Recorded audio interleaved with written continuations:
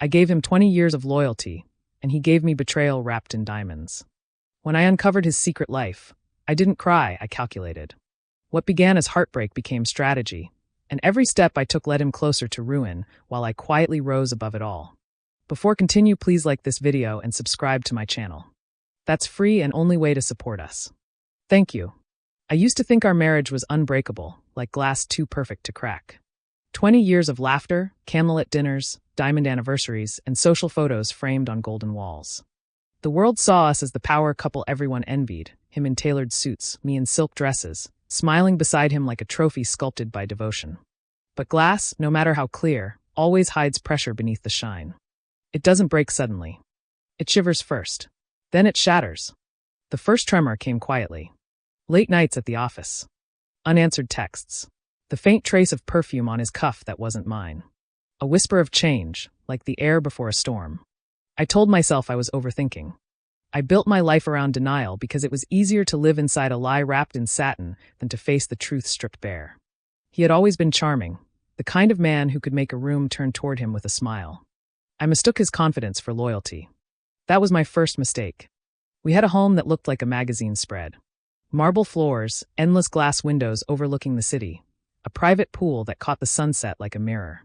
Every piece of furniture whispered wealth, but there was no warmth left in the air. He grew colder, distant, detached. His voice softened only when he spoke on the phone, never to me. I could feel the intimacy dissolving, like sugar in water, invisible yet irreversible. Then one evening, the storm arrived. A message appeared on his phone, flashing just long enough for my eyes to catch it.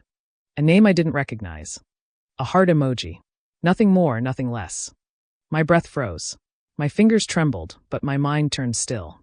That stillness was my awakening. The silence before revenge is always louder than rage.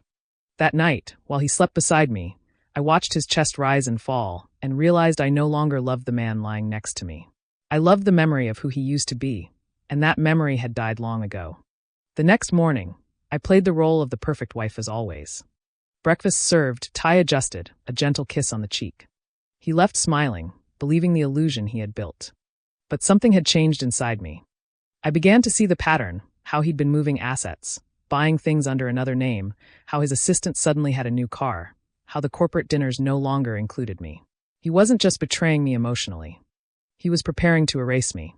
But I wasn't going to vanish quietly. Not after 20 years of sacrifice, of supporting his dreams, building his empire, smiling through the lies.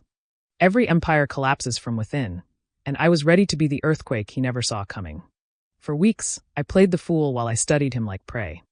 I watched his habits, his passwords, the files he left open, the friends he trusted too much. He believed he was untouchable, surrounded by yes-men and luxury. I became invisible in my own home, quiet, observing, calculating. The calm before the fall. The housekeeper whispered one afternoon that she'd seen him at a hotel with someone younger. Blonde hair, designer heels, laughter too loud to belong to innocence. I thanked her and smiled. My hands didn't shake. My voice didn't crack. That was the moment I knew my heart had turned to glass, clear, cold, sharp enough to cut. He thought betrayal would break me. But betrayal doesn't destroy a woman like me. It transforms her. That night, I sat in the dark, the city lights flickering against my wine glass, and made a vow. If he wanted to play games, I would change the rules. If he wanted to build a kingdom without me, I'd make sure he ruled over ashes. As the clock struck midnight, I opened his laptop and entered his password. It took me only 2 tries. 20 years gives you more knowledge than love ever could. The screen glowed like firelight on my face. His world was now open in front of me, his accounts, his secrets, his lies. And right there, between the shadows and numbers, I found the beginning of my revenge. I become an expert at smiling while my mind plans. The house thinks I am the same woman who once hung ribbons on wedding gifts and cried over old photos. The house believes I am harmless. The house breathes in my performance and exhales relief. I move through rooms like a ghost with a wardrobe, slipping into heels and silk, serving laughter to guests while my hands memorize the curves of his signatures and the cadence of his lies. Every morning, I put on the mask of the perfect wife. Makeup hides the sleeplessness. Perfume covers the metallic taste of anger that sits at the back of my tongue. I become the woman who compliments his suits, praises his deals, laughs gently at his jokes that no longer land. He glances at me and sees only confirmation that all is well. He pats my hand with the oblivious tenderness of a man who believes the world was built for him. He never notices the way my eyes flick to the ledger on the coffee table, to the receipts in the drawer, to the small printed statements I quietly collect like evidence. I learn the art of blending in. At charity evenings, I stand by his side as if I have no agenda. I let him show me off, let him parade me like a relic. The room fills with applause and cold admiration. People tell me how lucky I am. They do not know how carefully I inventory his arrogance. I keep a list in my head of the men who nod too often, the women who linger at his elbow, the accounts that hide like secret rooms behind false doors. Nights are when the mask comes off, but even then I wear armor. I sit at the kitchen table with a glass of water that tastes like metal, staring at the tiny blue light of my phone. I have his passwords now and the slow, delicious knowledge that I could pull threads and watch the tapestry unravel. I teach myself patience. Revenge must be patient and precise. Random cruelty is messy and obvious. Calculated ruin is a craft, and I intend to become a master. I practice my tone in the mirror so nothing gives away what I know. I practice casualness so my voice never cracks. I practice being small in the spaces he expects my presence, so he never suspects that the woman answering his calls is the same woman who plans his fall. He loves efficiency and trophies. I decide to use both against him. I will dismantle the persona that built his life, piece by piece, with the same methodical grace he uses to close deals. There are moments that almost break me. When I find a photograph of him laughing with her on a yacht, the flash of sunlight looks obscene. When I read an email that names a project in the tone reserved for lovers, the words feel like blades. I let the pain move through me like a current, and then I put it to work. Pain is a tool when wielded with care. I sharpen the edges of my anger into plans and hide them inside polite smiles. I hire a private investigator under a false name and feed him little lies that are truer than the life I pretend to live. He returns maps of his infidelities and spreadsheets of the accounts he thinks are secret. I ask for receipts, timestamps, and whispered confirmations. I collect proof like precious stones. Evidence has weight and smell. It changes a rumor into a weapon. I transform whispers into documents, then into leverage. The housekeeper becomes my ally without knowing. I slip her extra tips and more smiles, and she thinks I am generous. She begins to leave doors unlocked, to mention small things she sees. A receipt under a car seat. A lipstick on a glass. Human beings always underestimate what they will betray for a kind word and a little money. I am careful to never push her into danger. Loyalty bought with kindness is cleaner than blackmail. I start to whisper in the right places, planting tiny seeds of suspicion among the people who matter. A casual mention at the country club about financial irregularities, a hint dropped in conversation at the boardroom cocktail hour. I am merely the wife with questions, nothing more. People listen to me because I belong to him, and his world trusts the frame. The funniest part is watching him remain arrogant and blind. He strides through the house convinced of his invincibility. He clicks his tongue at lesser men and flirts with women who think they will become queens by association. He does not know that every move he makes is recorded in my quiet ledger. He does not know that the marriage certificate he thinks secures his life is now the chain that will bind him when I pull hard enough. I study his calendar as if reading a novel, learning which routines are rigid and which are loose. I schedule mine to intersect and then diverge. I let him feel the comfort of habit and then yank the rug from under it at the precise moment he will never expect. I make myself present and then absent with perfect timing, so his sense of control begins to fray. Revenge is not loud. It is a patient, slow pressure that cracks foundations. Everyone expects drama, but dramatic eruptions reveal the hand that pushed. Quiet dismantling feels like fate. People blame circumstances, rather than a person who methodically removed their support beams. I laugh once, soft and private, when I imagine him standing in a ruined hall that used to be his. I imagine the taste of that moment like a fine wine, slightly bitter and heady. I remind myself that the path I tread is cold, but just. He chose arrogance over love, power over truth. He forged his tower on the trust of others and thought that trust was currency that would never be spent. Tonight I will attend another gala where he will accept a prize for philanthropic work he pretends to care about. He will hug donors and photograph smiles. He will not know that by tomorrow morning the first stone of his empire will be moved. I smile in the mirror, adjust my dress, and step back into the world where the mask fits perfectly. The act of pretending becomes pleasurable because it keeps him unsuspecting. I walk out into the night with my secret tucked close to my chest like a warm coin. The city lights watch me go, and the mask stays on. I move like a tide, slow and inevitable. The pieces I have gathered sit on my desk like sleeping animals waiting for the signal. Evidence, receipts, whispering photos, tiny legal slips he thought were private. I am not a woman who acts on impulse. I am a woman who waits until all the threads run through my fingers and then pulls. The plan forms in my head, a map that looks messy at first and then clears into a path of precision. First, I start where he believes himself strongest, where his name still opens doors and his smile buys loyalty. The boardroom is his kingdom and reputation his crown. I attend meetings and charity events wearing the same mask that fooled him for years. People nod, offer champagne, talk about legacies. I practice sympathy and interest. I learn who will listen when a rumor arrives in polished prose. I seed doubt without accusation, just hints dressed up as casual observations. The best lies are the ones that masquerade as concern. I arrange small fractures, invisible to anyone who is busy applauding him. An anonymous tip here, a carefully worded email there. I do not lie, I simply present facts framed differently. Facts stay honest and become sharp when placed under light. His handlers begin to twitch. He thinks it is a hiccup, a minor scandal that will be smoothed over by PR and charm. He underestimates the accumulation of tiny collapses. At night I stalk numbers like a detective in love with math. I look at transfers, shell accounts, properties hidden under third parties. I do not teach anyone how to do this. I narrate only what happens in my head as my fingers hover over pages and ledgers. I craft a narrative built on truth and secrecy.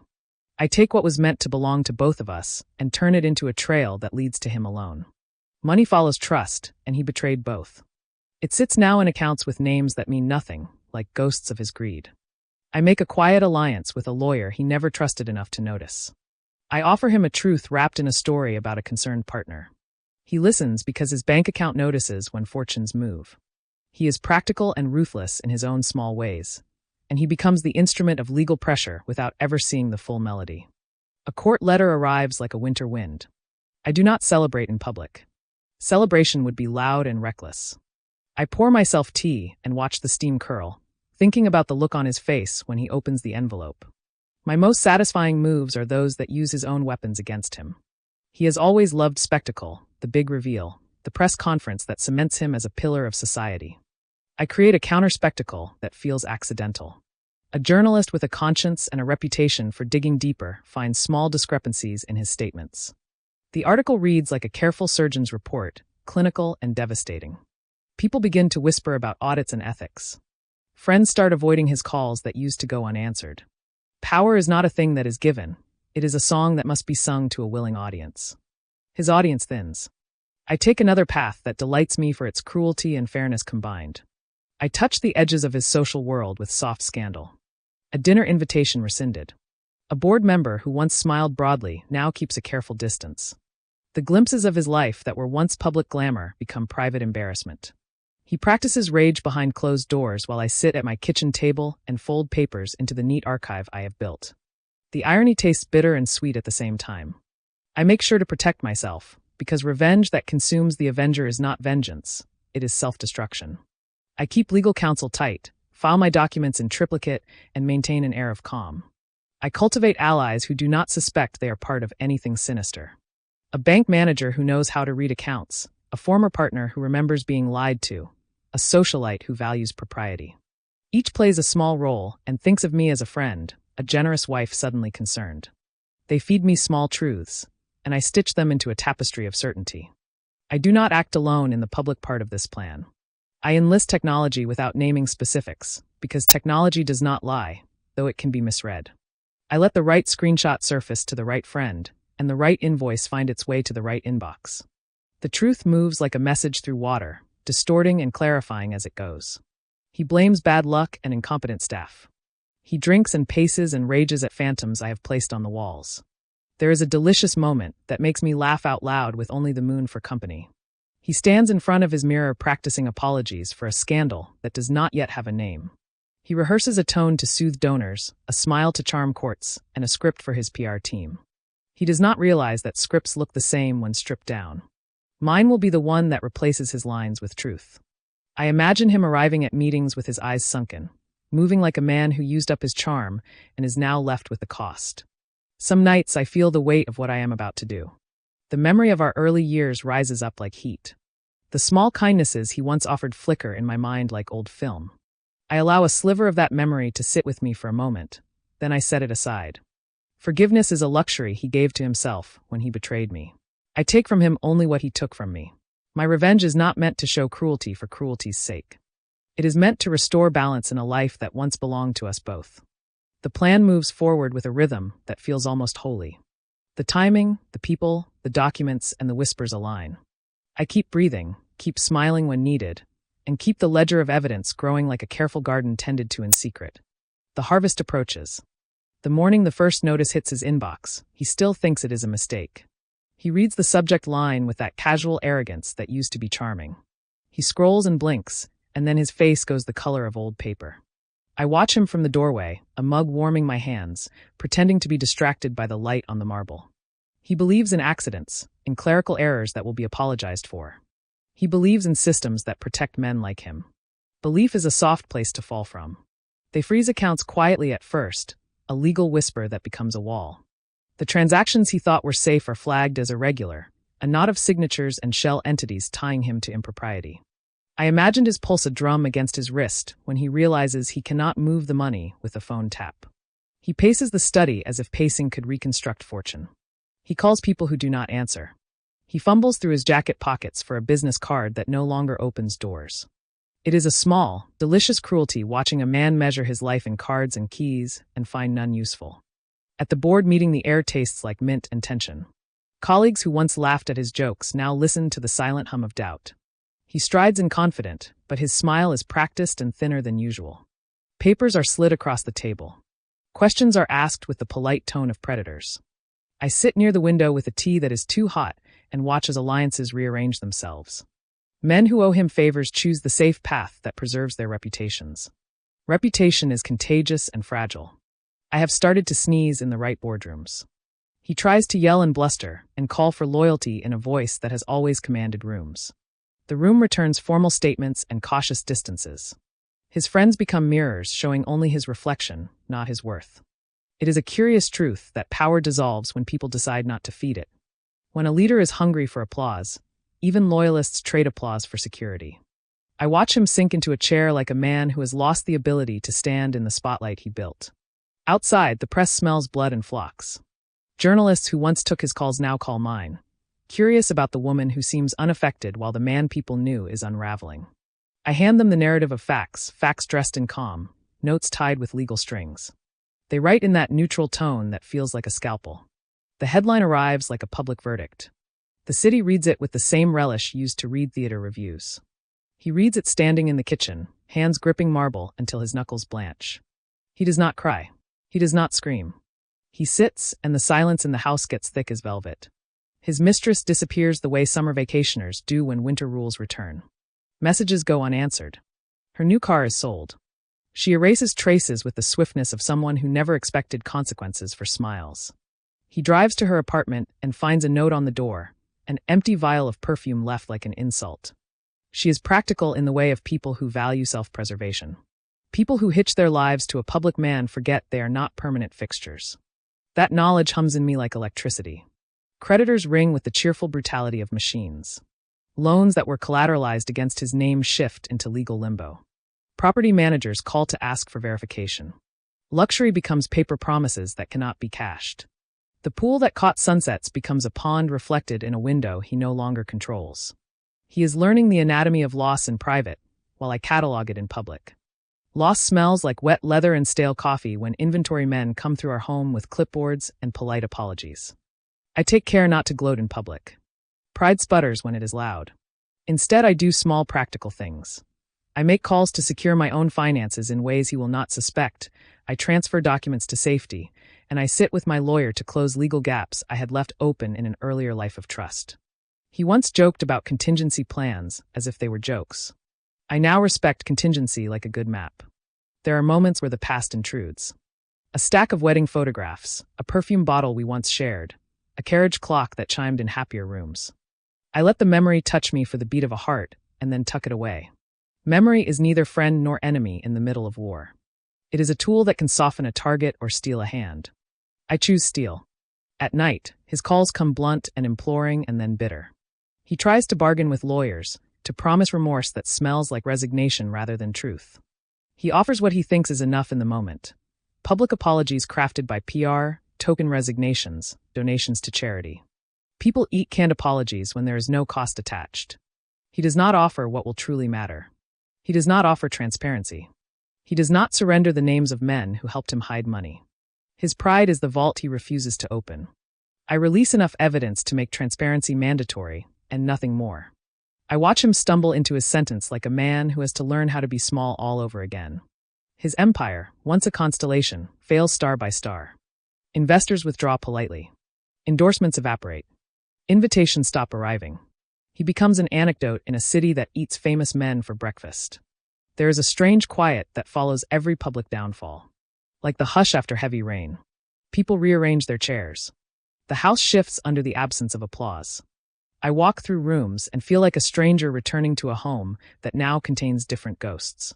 I find a satisfaction so complete it is almost boring. Victory is banal when it is clean. As he sits in a legal waiting room with hands folded like a supplicant, he finally sees that the life he built on unearned trust has cost him everything. He looks at me with something that was never in his eyes before. Understanding, but too late for pleading. I avoid the look because it is a trap that begs compassion, and I have none left to give. The house has changed its address in memory. It belongs now to a different ledger. When the last board member signs away their support, I feel my pulse slow. The unraveling is not noisy in the end. It is a sequence of quiet betrayals that line up and remove foundations. He learns to count consequence as if counting money, and the numbers do not add up in his favor. The final move in this round is a transfer I orchestrate quietly through legal channels. The vaults that mattered to him are sealed and redirected.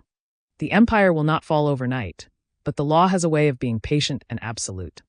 I sip my tea and imagine him walking out into a world he no longer owns. The thought is simple and complete. The city outside operates as it always does, indifferent and grand. I am not a goddess. I am a woman who remembered how to demand what was hers. The house exhales and the lights stay on. The mask rests in a drawer like an old garment, ready if ever needed again. Power doesn't arrive with thunder. It seeps in, silent and intoxicating. I feel it first in the way people greet me, soft voices that once ignored now carry reverence. The woman who once stood beside the man is now the woman they whisper about when she passes.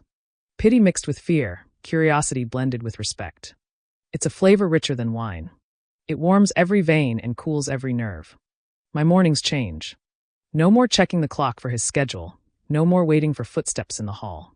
I rise when I want to wear what I like and eat breakfast with music instead of orders. The penthouse doesn't feel empty, it feels expanded, like a stage finally mine. The silence, once suffocating, now hums like applause.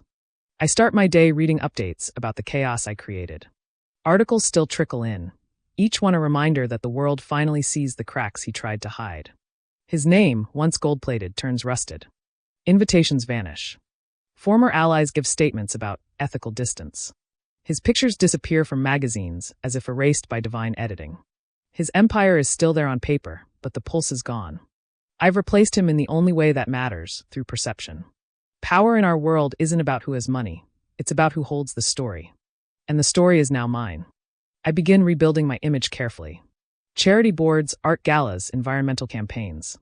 People love redemption arcs, and I give them one. They see me as the woman who stood tall after betrayal, who turned pain into poise. I smile for cameras, not because I crave attention, but because attention is currency. I know how to spend it better than he ever did. Behind every new public gesture hides quiet calculation. Each donation has a clause. Each event features a subtle reminder of my independence. I invest in projects he once dismissed, women-led startups, welfare trusts, small publishing houses that thrive on truth. I build a portfolio that's both profitable and poetic. My revenge matures into legacy. Sometimes I catch his reflection on TV during old interviews. His voice sounds different now, hollow, cautious, unfamiliar. He still tries to reclaim his narrative with those rehearsed smiles. But when he speaks about misunderstandings, I see the twitch at the corner of his mouth, the tremor in his fingers. The world forgives mistakes. It never forgets humiliation. I meet his lawyer once more, purely for closure. He enters the cafe pale, thinner, stripped of arrogance. He tries to read my expression, hoping to find mercy. But mercy is for accidents. Betrayal is design. I thank him politely for his professionalism and leave him staring into his untouched coffee. That's how endings should look: silent, precise, complete. There's a strange thrill in learning to live with vengeance satisfied. The adrenaline fades, and what remains is control, smooth and deliberate. I redecorate the house, removing every trace of him. The wedding portrait vanishes, the cologne bottles disappear, the suits packed into boxes and sent to charity. The space feels lighter, breathing again. The scent of jasmine replaces his aftershave. My world starts to smell like me. I host a dinner party, the first since his fall. Old acquaintances come, cautious but curious. They laugh too easily, eager to show allegiance to the victor. I let them. I let them think I've moved on entirely, that I'm healed and generous. But deep inside, I'm still the architect of his ruin, and that knowledge sits like a diamond under my tongue. By midnight, the city outside glows under rain. I stand by the window holding a glass of red wine, my reflection blending with the skyline. Power hums in my bones. It's not about revenge anymore, it's about mastery. The world no longer defines me through him. I have become the story others tell to measure consequence. He wanted to teach me humility. I learned dominance. He wanted to own the empire. I became the empire. Everything he built to impress others now serves me without his permission. His lawyers negotiate with my accountants. His former partners sign contracts with my firms. His surname still opens doors, but now it opens them for me. Some nights I wonder if he thinks about the woman who used to wait up for him, the one who believed promises over patterns. That woman is gone, buried beneath diamonds and signatures. What remains is something sharper, quieter, and far more dangerous. I am not angry anymore. I am awake. The headlines fade after months, but their echo stays in boardrooms, in whispers, in glances exchanged across expensive tables. I walk through that world without needing validation. Every step I take reminds me that power doesn't scream, it smiles. And that smile is mine now, carved carefully from the ruins of deceit. Tomorrow I will sign new papers, acquisitions, expansions, trusts. His empire will officially merge into mine under a new name. The ink will dry like closure, and when I walk away from the table, I'll know the circle is complete. The woman he betrayed has vanished into legend. The woman who replaced her has no intention of fading. Silence can be louder than any scandal. It's the sound that follows when the crowd moves on, when the last headline fades, and when the man who once commanded rooms begins to realize no one is listening anymore. That's the silence he wakes up to now. It sits beside him like an unwelcome guest, follows him through half-empty rooms, clings to the corners of his words until even he can taste the echo of irrelevance. I hear about him through others. Whispers at events, murmurs over cocktails. The once invincible man, now reduced to a story people tell to feel safe about their own stability. A warning wrapped in a memory. Some say he's moved into a smaller house outside the city. Others say he's trying to start a new business, but the investors laugh before the conversation finishes. The powerful man he was has shrunk into a name people hesitate to associate with. Reputation is a delicate glass once shattered, never the same again. The last time I see him in public is by accident. A charity auction. I didn't expect him to be there. He didn't expect me to shine this bright. I walk into the hall wearing red, a deliberate choice. The color of confidence, of danger, of fire rebuilt. The moment his eyes find me, I see it, the recognition, the regret, the disbelief that I survived his ruin and grew stronger in its ashes. He looks older, smaller, not from age but from defeat that doesn't fade. He tries to meet my gaze, but his pride can't decide whether to look down or stare too long. I offer a polite nod, nothing more, nothing less. The room notices, and the whispers begin again, circling him like wolves. After that night, he disappears completely. He stops attending public gatherings. His name fades from event lists and financial papers. I imagine him sitting in silence, watching the world move without him, wondering how everything he built slipped through fingers once so sure. He'll never admit it, but he knows I was the one who took the final thread from his empire. That truth keeps him company, even when no one else will. I spend my days now in quiet rhythm.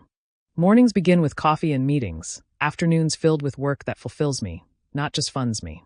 The projects I sponsor grow, the people I help rise. I use the same intelligence that once fueled revenge to build something cleaner. The world doesn't suspect the edge beneath my calm. They see a woman reborn, gracious, strong. They don't see the ledger still hidden in a locked drawer, the reminders of every move that brought me here. I keep it not out of obsession, but as proof that survival can be engineered. Sometimes late at night, I revisit the silence he left behind. It's not empty anymore. It's peaceful, like a deep exhale after years of holding breath. There's no guilt, no lingering anger. Revenge, when done right, doesn't leave chaos, it leaves clarity. I gave him what he earned, the slow collapse of everything he valued more than love. And I gave myself what I deserved, the freedom to start again without apology. His former assistant once sends me an envelope. Inside is a handwritten letter with no name, just one sentence. You won. I don't need to know who sent it. The message carries the weight of everything unsaid. Winning isn't about applause. It's about never having to look over your shoulder again. The irony is almost poetic. The man who lived for admiration now lives unseen, and the woman who was supposed to be broken has become the subject of admiration he'll never reclaim. Power traded places quietly. I didn't need to scream or destroy. I simply waited for him to underestimate silence, the same silence that now defines his existence. As months turn into years, I stop keeping count. Life is texture again, laughter, art, travel, late dinners that end in soft music instead of tension.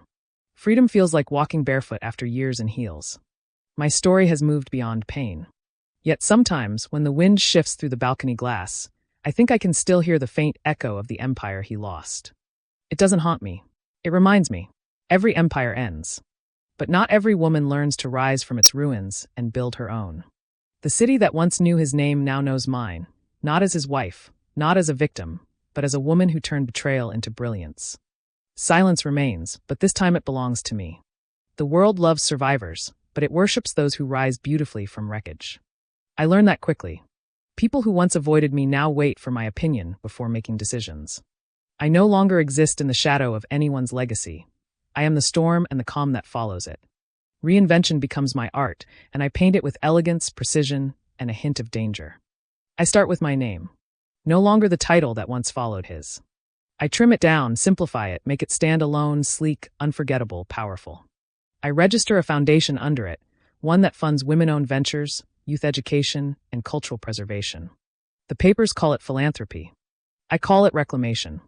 Every event I sponsor, every project I launch, whispers the same truth. I built myself from the bones of betrayal. People assume transformation happens overnight. It doesn't. It's a daily discipline, like sculpting marble. Every decision, every smile, every controlled silence chips away at the version of me he tried to define. I learned to speak slower, to command attention without raising my voice.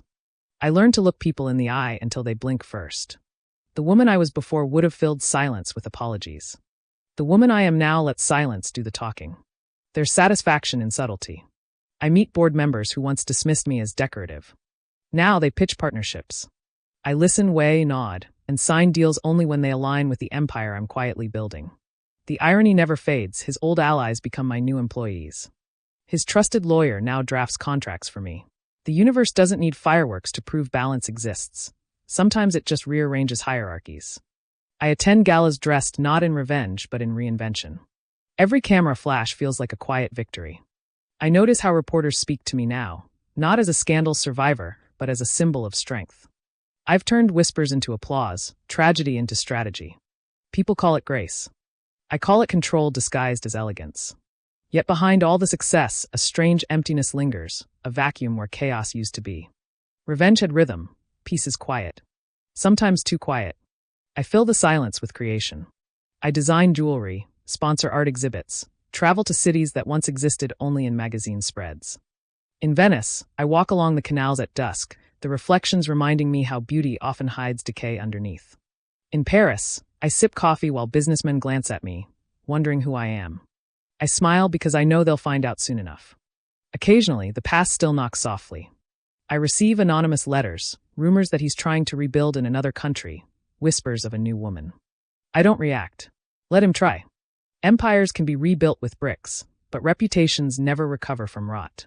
Whatever he constructs now will stand on sand, and I have no interest in watching it crumble again. My assistant once asks if I ever regret not confronting him face to face, not letting him know the full extent of my revenge. I laugh softly. The truest revenge doesn't need witnesses. It thrives in the quiet knowledge that the person who wronged you still wakes up every morning tasting the bitterness of your success. His silence is my closure. His absence is my triumph. I buy a penthouse overlooking the harbor, a view he always wanted but could never afford when we were together. The irony makes me smile every sunrise. I decorate it with light, art, and a single photograph from my early days. Not as a reminder of him, but of her, the woman I was before all of this. She deserves acknowledgement, not pity. Without her hope, I'd never have learned how to wield ruin. In time, journalists write profiles about me. The woman who turned betrayal into power. The headlines amuse me. They make it sound like magic, but it's not. It's patience, calculation, and understanding that destruction is just the first step of reinvention. I didn't rise despite him. I rose because he showed me what I refused to become. At a conference one evening, a young woman approaches me, trembling slightly. She says she followed my story, that it gave her courage to leave a man who treated her like furniture. I listen, touch her hand, and tell her the truth I learned too late. Survival is not luck, it's strategy. Her eyes well with tears, and I feel something rare, peace mixed with purpose. Perhaps that's what redemption feels like.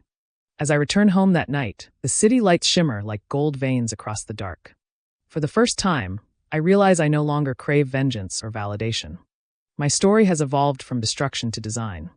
I didn't just rebuild, I rewrote the architecture of my life. I pour a glass of wine, step onto the balcony, and look out at the skyline I now own in spirit, if not in deed. Reinvention is not about escaping the past. It's about mastering it so completely that it can never master you again. Tomorrow, I'll wake up and continue building. Not out of spite, but out of power that tastes sweeter when it's earned. And somewhere, in the distance, I know he's awake too, watching a life he no longer belongs to. That more than revenge is art. Victory has a scent, expensive, cold, and fleeting. It lingers in silk curtains and new furniture, in the perfume of power that clings to every event I attend. Yet sometimes, in the quiet before dawn, I can still feel the ghost of what was lost. It doesn't haunt me with regret. It watches, curious, from the edges of my success. The ghost arrives in small ways. In the empty side of the bed that never feels warm. In the half cup of tea I still pour by habit. In the way I sometimes look at my reflection and see not the woman who conquered, but the woman who waited too long to fight back. I don't miss him. I miss who I was before he broke something sacred inside me. The innocence that believed love was armor, not a weapon. One night, I dream of the old house. The marble floors shine, the air smells like the first year's honeymoon laughter, soft arguments about dinner plans, shared ambitions whispered over wine. But when I walk through the rooms, they echo hollow. The walls bleed whispers, fragments of deceit hiding behind the wallpaper of our past. When I wake, the dream leaves a taste of iron on my tongue, a reminder that even ghosts can rot. I've built an empire from the rubble, yet the mind has its own archives. I sometimes find myself revisiting them. The anniversary dinners, the vacations, the small kindnesses that made the betrayal sharper. The human mind doesn't delete, it reclassifies. I file those memories under evidence. Evidence of what I endured. Evidence of how deep the wound went before it healed into steel. There are days when people ask if I'd ever love again. I smile politely, give them the answer they expect, maybe someday. But inside, I know the truth. Love, to me, is now a distant language. I understand its grammar, but I no longer speak it. What I have instead is clarity, and clarity has its own kind of intimacy. I'm not lonely. I'm simply untamed. He, on the other hand, tries to resurface. A journalist sends me a draft once, a profile about his attempt at redemption. It describes him living modestly, volunteering, speaking about the cost of greed. I laughed softly when I read it. Redemption isn't repentance, it's performance. He still thinks his story matters. He doesn't realize that the stage he used to perform on was mine all along. Sometimes, though, the ghost plays tricks. I'll pass by a restaurant we used to visit, hear a song from those earlier years, or catch the smell of his cologne on a stranger. For a heartbeat, time folds. Then I blink and it's gone. Healing isn't the absence of memory. It's learning how to live beside it without bleeding. I visit the coast once, where we spent our 20th anniversary before everything fell apart. The sea is restless, like me. I walk barefoot along the sand, watching the tide erase my footprints as fast as I make them. There's poetry in that impermanence disguised as renewal. The horizon glows gold, and for the first time, I whisper a small truth to the waves. I forgive the woman I was. Not him, he doesn't deserve it, but her for believing him. The wind carries the words away, and the sea takes them without judgment. The world doesn't care about betrayal or revenge. It only recognizes transformation. I stand there until the water touches my ankles, cold and cleansing. The salt stings, but it also heals. Back in the city, my empire hums without pause. My calendar fills with meetings, interviews, foundations, and invitations. I keep moving, not because I fear stillness, but because momentum has become my sanctuary. Each day is another line in the story of the woman I've become. And yet, at night, when I sit alone with a book or a glass of wine, I sometimes feel that soft pulse of the past pressing against the edges of my peace. Not enough to disturb me, just enough to remind me that ghosts never really leave. They learn to live quietly beside you. Maybe that's the real aftermath of revenge. You don't erase what hurt you. You learn to coexist with the echo, to turn it into rhythm. The ghost of what was lost still lingers, but I no longer fear it. It watches me rise, and maybe, in its own way, it's proud. Memory doesn't fade, it reorganizes itself. It reshapes the past until the edges fit into the present. For years, my mind was a vault filled with sharp fragments, his laughter, his lies, the night I first opened his laptop. Each shard used to cut. Now they glimmer like souvenirs from a war I survived. The reckoning doesn't come from remembering what happened. It comes from understanding what it made me become. I return to the places where pieces of us still linger, not for closure, but for verification. The boutique where we bought our first watch together. The restaurant where he once promised forever between spoonfuls of creme brulee. The corner of the city where he picked me up after work, always 5 minutes late, always with the same excuse. The city hasn't changed, but I have. The shops are brighter, the people younger, the air louder. I walk unseen, a ghost in designer heels. There's a strange peace in walking through the ruins of your own history and realizing they no longer own you. The reckoning begins quietly one afternoon when I find an old box while rearranging my study. It's filled with letters, photos, and receipts from a life I once lived. I expect pain, but what arrives is distance. The handwriting that once made me ache now looks like something written by a stranger. The faces in the photos are two actors pretending love is infinite. I almost smile.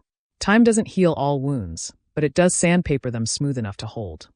I keep one photo, the two of us at a gala, him in his tailored arrogance, me in emerald silk. We look perfect, polished, hollow. I frame it not as memory, but as artifact. A reminder that illusion, when studied closely, can be instructive. Power has layers, and I learned them by living through its cruelest disguise, affection. News about him resurfaces briefly. A rumor about bankruptcy. A rumor about sickness. I don't chase confirmation. I don't need to. The reckoning isn't about punishment anymore. It's about perspective. I used to believe justice was something you take from another person. Now I know it's something you reclaim inside yourself. The real revenge wasn't his downfall, it was my peace. But peace isn't soft. It's disciplined. It demands I face the version of myself that once tolerated disrespect, silence, and condescension disguised as love. I stand before that version like a judge before a mirror. She was naive, trusting, afraid of solitude. I thank her for surviving long enough to let me replace her.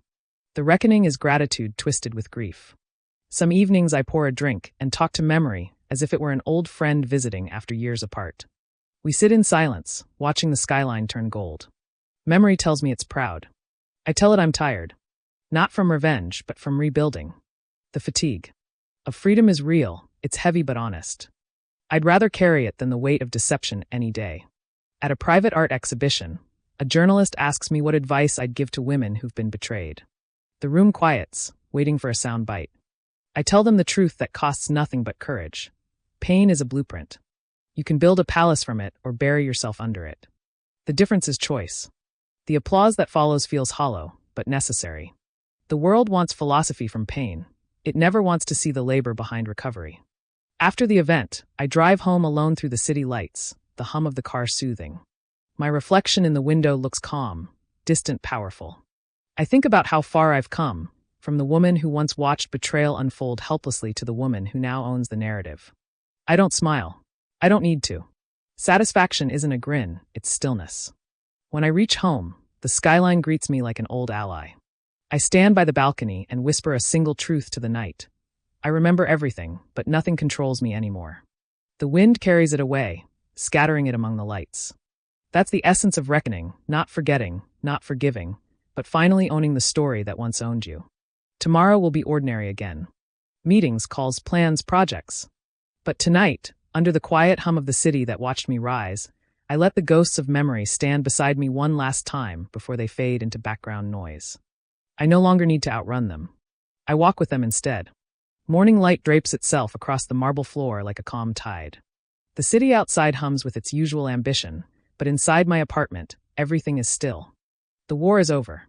The empire that once stood on deceit lies dismantled somewhere beyond my windows, scattered in files, whispers, and forgotten headlines. my world, rebuilt from its ashes, breathes in quiet rhythm. The silence that once felt suffocating now feels sacred. Today is the anniversary of the day he left, or maybe the day I let him fall. Time blurred those boundaries long ago. I mark it not with bitterness, but with ritual. A.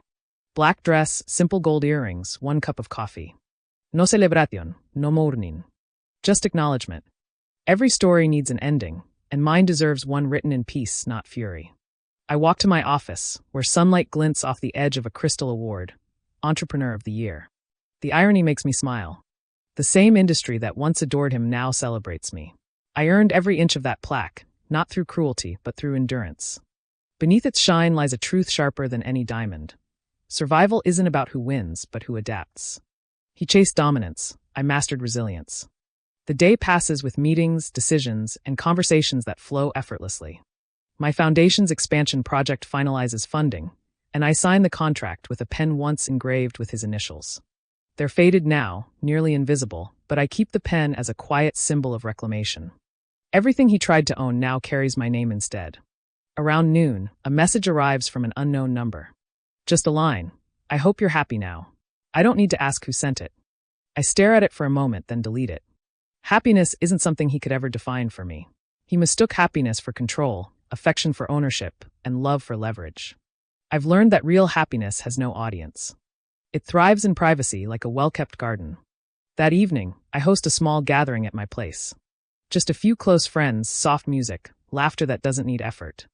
No photographers, no performance. Between conversations, I glance at the city lights. Each window out there holds a story, some broken, some blooming. The symmetry of it all feels divine. Life destroys and rebuilds in cycles. The final balance lies in learning when to stop fighting the rhythm. When the guests leave, I pour myself one last glass of wine and step onto the balcony. The night air carries the faint smell of rain. Far below, the traffic glitters like veins of gold running through stone. I think about the path behind me, the trust that became betrayal, the betrayal that became strength. Every chapter has brought me here, to this quiet dominion over my own life. I imagine him somewhere far away, older, smaller, trying to rebuild from ruins. Maybe he tells himself I overreacted, that he could have fixed things if I'd stayed. But deep down, he knows I didn't leave, I evolved. He stayed trapped in his own illusion of power, while I stepped into reality. That's what true revenge looks like. Not destruction, but transcendence. The balance isn't perfect. Nothing ever is. There are still shadows that linger at the edges of triumph, moments when I wonder what might have been if love had been enough. But then I remember what love without respect feels like, and the thought dissolves into gratitude. Pain was my tuition, wisdom was my degree. As midnight approaches, I close my eyes and breathe. The city keeps moving, indifferent and magnificent. I feel a kind of symmetry settle over me. The scales that once tipped under his weight now level in my favor. No one watching would call it revenge. They'd call it success. But I know what it truly is, justice in its purest, quietest form. I finish my wine, set the glass down, and turn off the lights. The room fades into shadow, but it's the kind of darkness that soothes, not threatens. Tomorrow will come, as it always does, and I'll meet it not as the woman who was betrayed, but as the woman who learned to own her story. The empire is mine now, not his empire, not ours, but the one I built from every broken piece he left behind. The balance is complete. The chapter is closed. And for the first time in years, I sleep without ghosts. If this story moved you, please don't forget to give it a like. And if you love emotional, powerful stories like this one, please make sure to subscribe to the channel.